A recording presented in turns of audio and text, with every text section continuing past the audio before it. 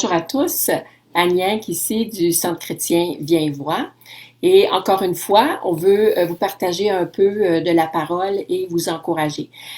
Aujourd'hui, on va aller dans l'Ancien Testament et je vous invite donc dans le livre de Néhémie.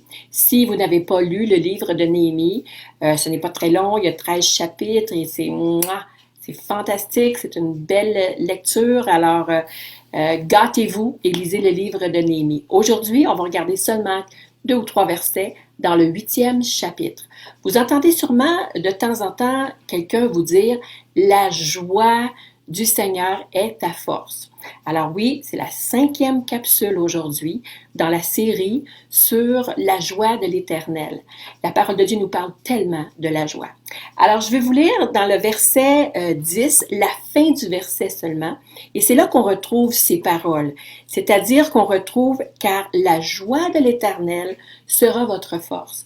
Et parfois on utilise ce petit bout de verset à droite et à gauche, juste comme, reçois la joie du Seigneur, puis tu vas voir, ça va être ta force. Et c'est vrai, il y a une joie à recevoir qui vient de Dieu, et cette joie nous fortifie. Mais dans le contexte ici, il y a des éléments bien particuliers. C'est-à-dire que cette joie-là, elle vient après qu'ils ont pris le temps de lire la parole de Dieu, d'écouter la parole de Dieu, et encore plus important, de comprendre la parole de Dieu. Alors, si vous allez à ce moment-là juste un petit peu plus haut, au verset 7, il y a plusieurs Lévites qui sont nommés et c'est eux qui sont là pour enseigner la parole de Dieu. Et voici ce qu'à peu près au milieu du verset, là, la loi était enseignée au peuple et chacun restait à sa place. Il lisait distinctement dans le livre de la loi de Dieu et ils en donnaient le sens. Pourquoi? Pour faire comprendre ce qu'ils avaient lu. Alors, il y a un élément très, très essentiel ici, c'est la compréhension de la parole de Dieu.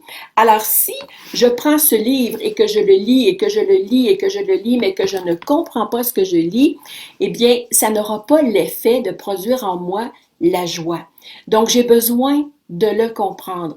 Et chacun de vous, vous en avez une Bible et vous avez le Saint-Esprit et donc vous avez juste à inviter Saint-Esprit à venir vous aider à comprendre et vous allez comprendre et vous allez recevoir la joie. Néanmoins, on voit qu'ici, dans le contexte, il y a des personnes qui étaient appelées et formées pour aider les autres à comprendre. Et c'est ce que nous voulons faire au Centre chrétien Viens voir, justement.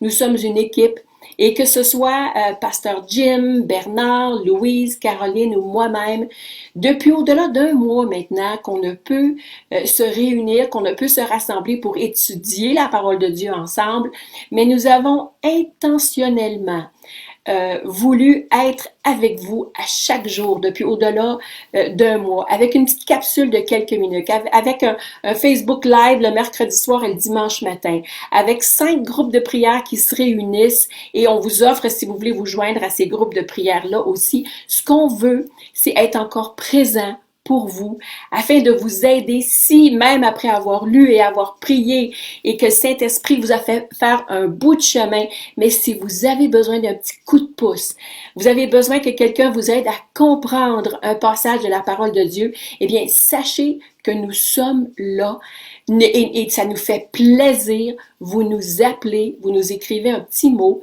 et on va prendre du temps avec vous et on va faire de notre mieux pour vous expliquer la parole de Dieu parce que l'explication de la parole de Dieu procure un réveil et amène une joie en vous. Aucune autre joie est comme cette joie-là. Alors, aujourd'hui, je vais prendre encore, comme d'habitude, un petit mot de prière avec vous.